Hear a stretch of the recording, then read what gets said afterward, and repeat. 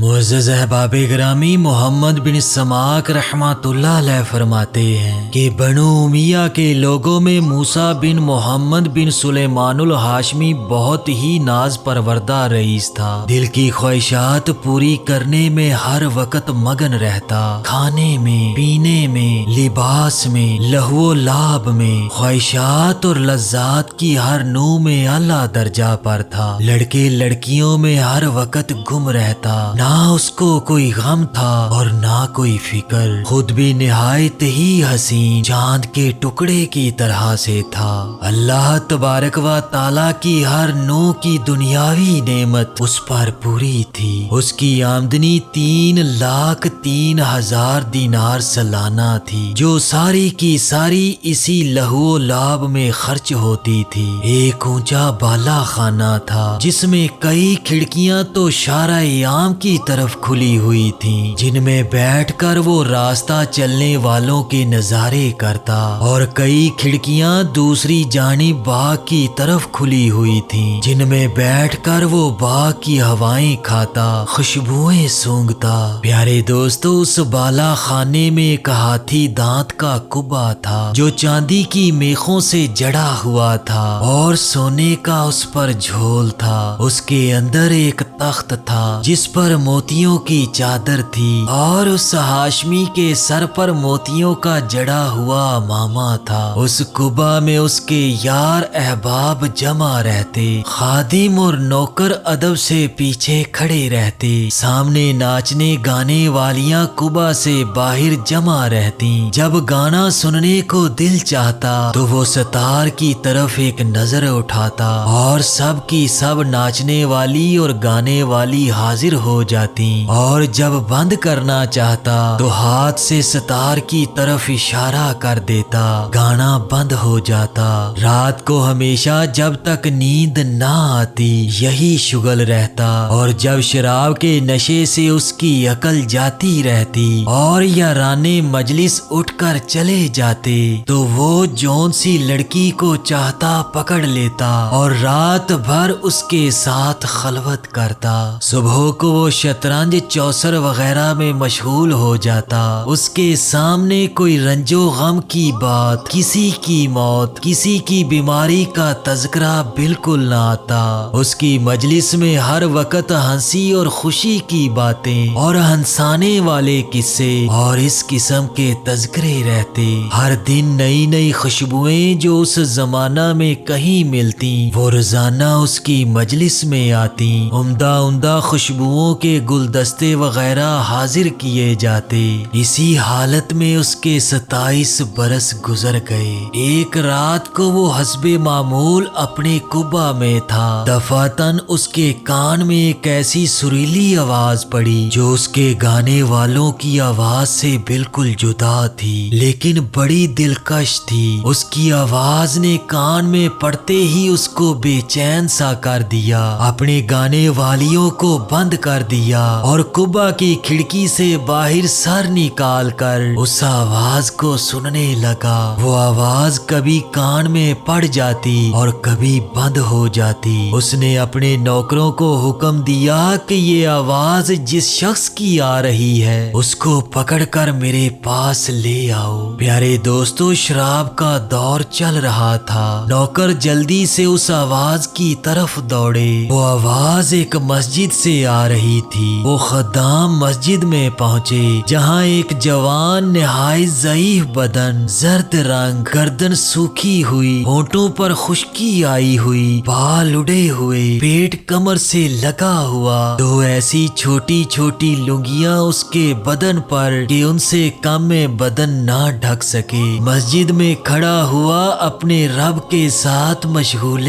تلاوت ہے۔ نوکر اس شخص کو پکڑ کر اس کے پاس لے آئے، نہ اس تلاوت کرنے والے سے کچھ کہا اور نہ اسے کچھ بتایا۔ ایک دم اس کو مسجد سے نکال کر وہاں بالا خانے پر لے آئے اور اپنے مالک کے سامنے پیش کر دیا اور کہا کہ حضور یہ آواز اس کی تھی۔ وہ رئیس شراب کے نشے میں کہنے لگا، یہ کون شخص ہے؟ نوکروں نے عرض کیا کہ حضور یہ وہی شخص ہے جس کی آواز ابھی अभी अभी आपने सुनी थी और जिस आवाज ने आपको बेचैन कर दिया था। वो रईस कहने लगा कि वो आवाज कैसी थी। नौकर कहने लगे, हजूर मस्जिद में ये खड़ा हुआ था और कुरान करीम पढ़ रहा था। उस रईस ने उस फकीर से पूछा कि तुम क्या पढ़ रहे थे। उस फकीर अल्लाह वाले ने कुरान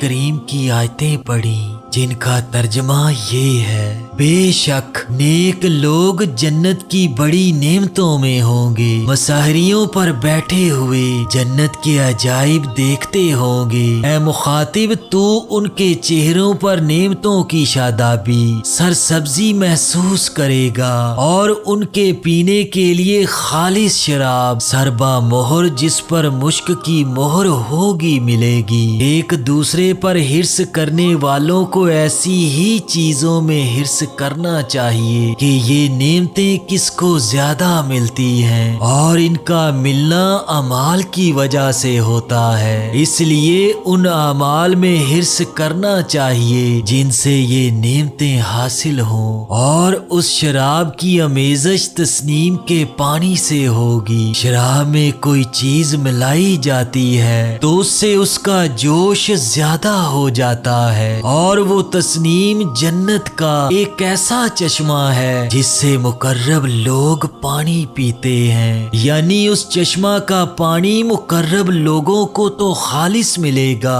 और नेक लोगों की शराब में उसमें से थोड़ा सा मिला दिया जाएगा। इसके बाद उस फकीर ने कहा, अरे धोखा में पड़े हुए तेरे इस महल को, तेरे इस बाला खाने को, तेरे इन खादमों को, उनसे क्या मुनासबत। वो बड़ी ऊंची मसाहरियां हैं जिन पर फर्श बिछे हुए हैं, ऐसे फर्श जो बहुत बुलंद हैं। उनके अस्त्रो बेज रेशम के होंगे। वो लोग सब्ज शजर और अजीबो गरीब खूबसूरत कपड़ों पर तकिया लगाए हुए हैं। अल्लाह का वली उन मसाहरियों पर से ऐसे दो चश्मों को देखेगा जो दो बागों में जारी होंगे। उन दोनों बागों में हर किस्म के मेवे की दो दो किस्में होंगी कि एक ही किस्म के मेवे के दो मजे होंगे। वो मेवे ना तो खत्म होंगे ना उनकी कुछ रोक टोक होगी। जैसा दुनिया में बाग वाले तोड़ने से रोकते हैं, वो लोग पसंदीदा जिंदगी में बहुत बुलंद मुकाम पर जन्नत में होंगे। ऐसी आली मुकाम जन्नत में होंगे जहाँ कोई लगवियात ना सुनेंगे। उसमें बहते हुए चश्मे होंगे और उसमें ऊंचे ऊंचे तख्त बिछे हुए होंगे और आबखोरे रखे हुए होंगे और बराबर गद्दे लगे हुए होंगे और सब तरफ कालीन ही कालीन फैले हुए पड़े होंगे कि जहाँ चाहे बैठे सारी ही जगह सदर नशीन है। वो लोग सायों और चश्मों में रहते होंगे। उसके जन्नत के फल हमेशा रहने वाले होंगे यानी कभी खत्म ना होंगे। उसका साया हमेशा रहने वाला होगा। ये तो अंजाम है मुत्तकी लोगों का और काफरों का अंजाम दोज़ख है। वो कैसी सख्त आग होगी, अल्लाह ताला ही महफूज रखे। बेशक मुजरम लोग जहन्नुम के अजाब में हमेशा रहेंगे। वो अजाब किसी वक्त भी उनसे हल्का ना किया जाएगा और वो लोग उसमें मायूस पड़े रहेंगे।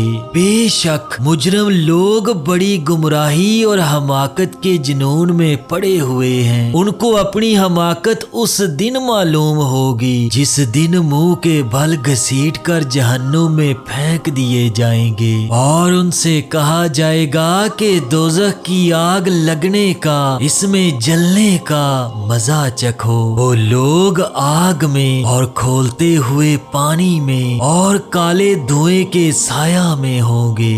मुजरम आदमी इस बात की तमन्ना करेगा कि उस दिन के अजाब से छूटने के लिए अपने बेटों को, बीवी को, भाई को, सारे कुनबे को जिनमें वो रहता था और तमाम रुए जमीन के आदमियों को अपने फिदिया में दे दे, पर किसी तरह अजाब से बच जाए। लेकिन ये हरगिज हरगिज ना होगा।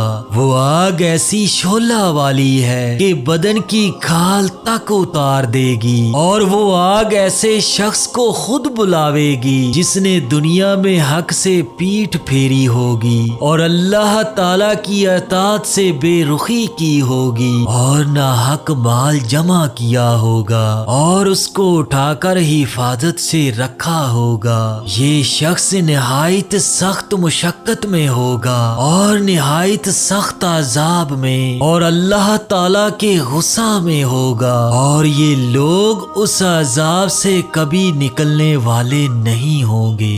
प्यारे दोस्तों, इस कलाम में उस फकीर ने जन्नत और दोज़ख की बहुत सी आयात की तरफ इशारा किया। वो हाशमी रईस फकीर का कलाम सुनकर अपनी जगह से उठ खड़ा हुआ और फकीर को गले लगाया और खूब चिल्लाकर रोया और अपने सब अहले मजलिस को कह दिया कि तुम सब चले जाओ, और उस फकीर को साथ लेकर सहन में गया और एक बोरिए पर बैठ गया और अपनी जवानी पर नूहा करता रहा, अपनी हालत पर रोता रहा और फकीर उसको नसीहत करता रहा यहाँ तक कि सुबह हो गई। उसने अपने सब गुनाहों से अव्वल फकीर के सामने तौबा की और अल्लाह ताला से इसका अहद किया कि आइंदा कभी कोई गुनाह ना करेगा। फिर दोबारा दिन में सारे मजमा के सामने तौबा की और मस्जिद का कोना संभाल कर अल्लाह ताला की इबादत में मशगूल हो गया और अपना सारा साजो सामान मालो मता सब फरोख्त करके सदका कर दिया और तमाम नौकरों को आजाद कर दिया और जितनी चीजें जुल्मों सितम से ली थी सब अहले हकूक को वापस कर दी और तमाम बांदियों को भी आजाद कर दिया और मोटा लिबास और जौ की रोटी इख्तियार कर ली। तमाम रात नमाज पढ़ता, जिनको रोजा रखता, हत्ता के बुजुर्ग और नेक लोग उसके पास जियारत को आने लगे। इतना मुजाहिदा उसने शुरू कर दिया कि लोग उसको अपने हाल पर रहम खाने की और मुशक्कत में कमी करने की फरमाइश करते और उसको समझाते कि हक ताला शानो हो निहायत करीम है, वो थोड़ी मेहनत पर बहुत ज्यादा अजर अता फरमाता है। मगर वो रईस फकीर कहता कि दोस्तों, मेरा हाल मुझी को मालूम है, मैंने अपने मौला की रात दिन नाफरमानियां की थी, बड़े सख्त सख्त गुनाह किए हैं। ये कहकर वो रोने लगता और खूब रोता। इसी हालत में नंगे पांव पैदल हज को गया।